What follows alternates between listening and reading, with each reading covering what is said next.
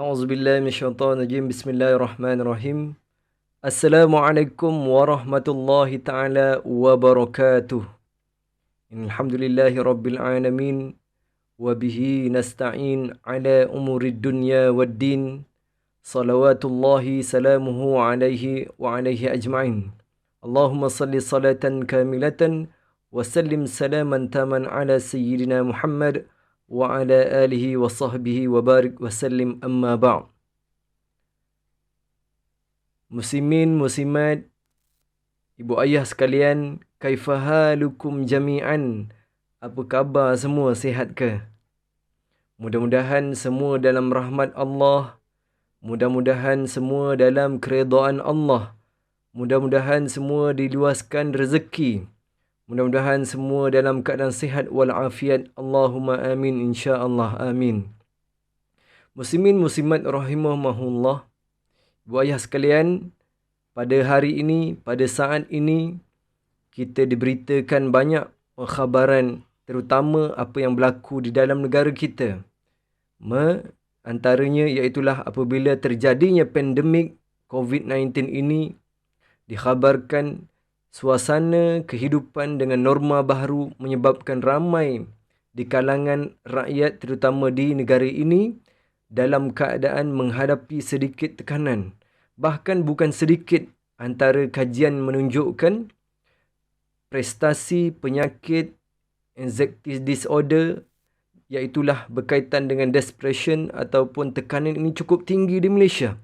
Ini amat membimbangkan kita, tuan-tuan.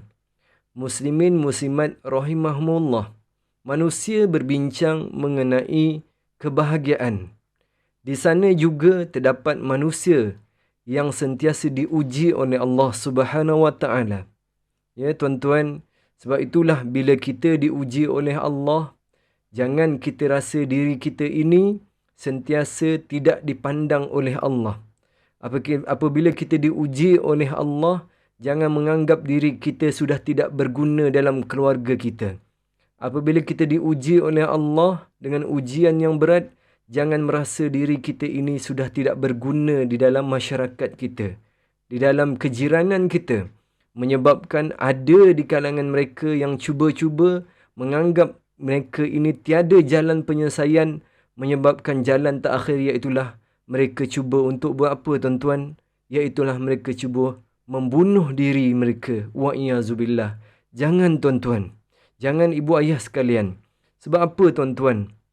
Ya, Islam datang yang dibawa oleh Nabi Muhammad sallallahu alaihi wasallam ini betapa begitu besarnya sehingga Allah Subhanahu wa taala memberikan ujian yang besar terhadap Nabi sallallahu alaihi wasallam. Islam yang kita dapat pada hari ini iaitulah apa yang dibawa oleh Nabi SAW. Besar Islam ni, tuan-tuan.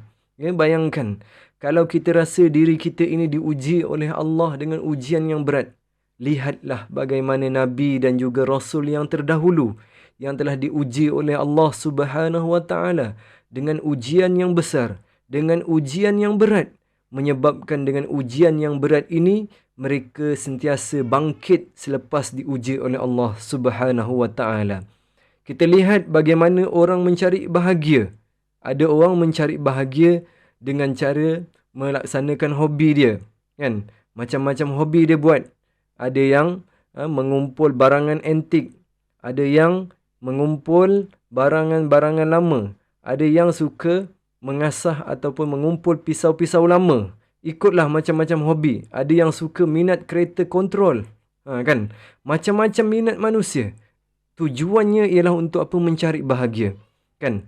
Sebenarnya maksud bahagia sebenar yang disebut dalam bahasa Arab yang disebut sebagai sa'idun.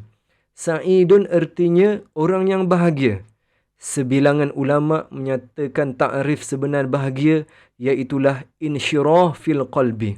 Iaitulah apabila bahagia ini orang yang dilapangkan dadanya oleh Allah Subhanahu Wa Taala. Subhanallah, kan? Kita lihat bagaimana bahagia ini walaupun dalam keadaan tekanan, dia sentiasa lapang dadanya. Saya ambil contoh, tuan-tuan, kan? Bagaimana kita lihat kisah ulama yang terdahulu. Contohnya almarhum Syekh Said Syahid Syekh Sa'id Qutb rahimahullah. Syekh Sa'id Qutb rahimahullah telah dipanjarakan oleh rejim Jamal Abdul Nasir di Mesir, sehinggalah beliau ditali gantungkan. Tuan-tuan, beliau dipenjarakan.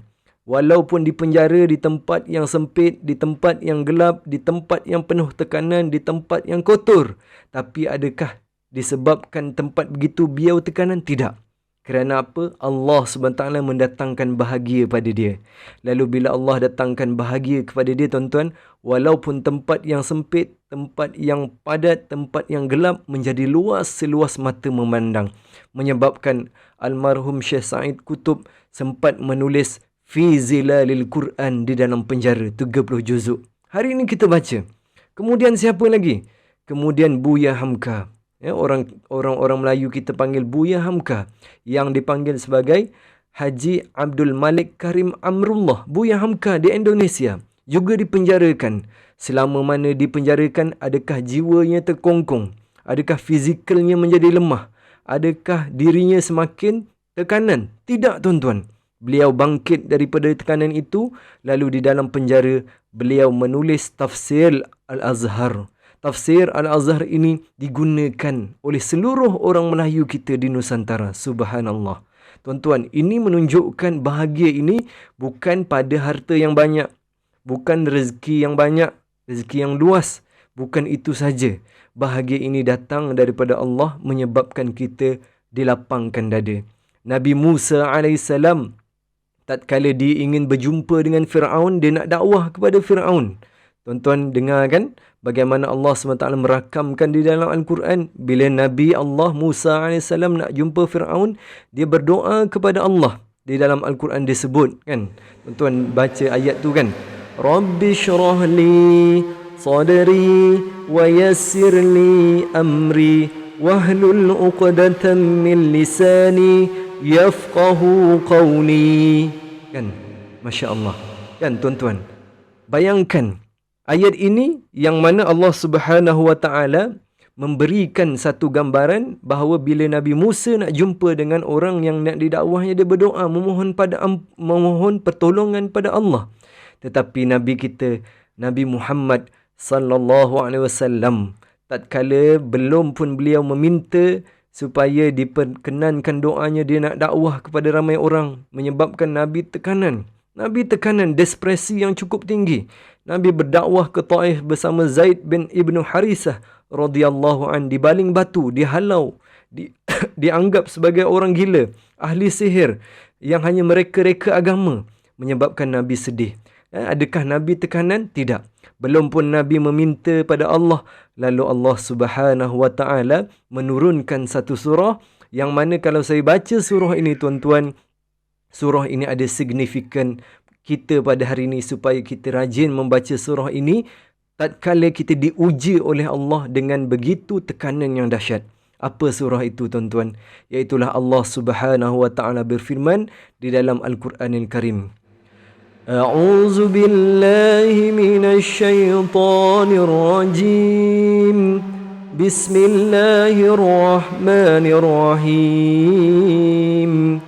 Alam nashrah laka sadrak wa wada'na anka wizrak alladhi anqadha dhahrak wa rafa'na laka dhikrak fa inna ma'al usri yusra inna ma'al usri yusra fa idza faragta fansab wa ila rabbika farghab. Sadaqallahul azim.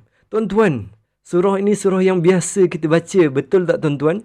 Iaitulah surah Al-Insyirah. Surah Al-Insyirah ini fadilatnya cukup besar. Allah SWT merakamkan kepada Nabi, tetapi sebenarnya Allah SWT beri kepada umat Nabi SAW. Allah Ta'ala kata apa, tuan-tuan? Alam nashrah laka sadrak. Bukankah kami telah melapangkan jiwa kamu, wahai Muhammad? Kan? Lalu di akhir pada ayat tu, tuan-tuan baca, inna ma'al usri yusra, fa inna ma'al usri yusra, inna ma'al usri yusra. Allah Ta'ala ulang dua kali. Allah Ta'ala kata apa? Di saat kamu diuji dengan ujian yang berat, ingatlah setiap daripada ujian itu ada kesenangan. Setiap daripada ujian itu ada kebaikan. Setiap daripada ujian itu merupakan tarbiyah dari Allah supaya Allah nak angkat darjat kamu. Maka sebab itulah kita mengharapkan tuan-tuan dalam suasana PKP ini kita kembali pada Allah, banyakkan baca surah Al-Insyirah supaya lapang jiwa kita, lapang pekerjaan kita, hilang depresi kita dan seterusnya kita kembali kepada kita kembali kepada Tuhan yang mencipta alam ini, iaitulah Allah Subhanahu wa taala, supaya kita kekal bersemangat, bertenaga setiap masa dan yakinlah setiap rezeki itu daripada Allah Subhanahu wa taala. Wa may yattaqillaha yaj'al lahu makhraja wa yarzuqhu min haitsu la yahtasib. Barang siapa yang bertawakal kepada Allah, maka Allah Taala akan beri padanya rezeki yang tidak dia jangka. Subhanallah. Aqulu qauli hadza wa astaghfirullahal azim li wa lakum. Sekian, assalamualaikum warahmatullahi taala wabarakatuh.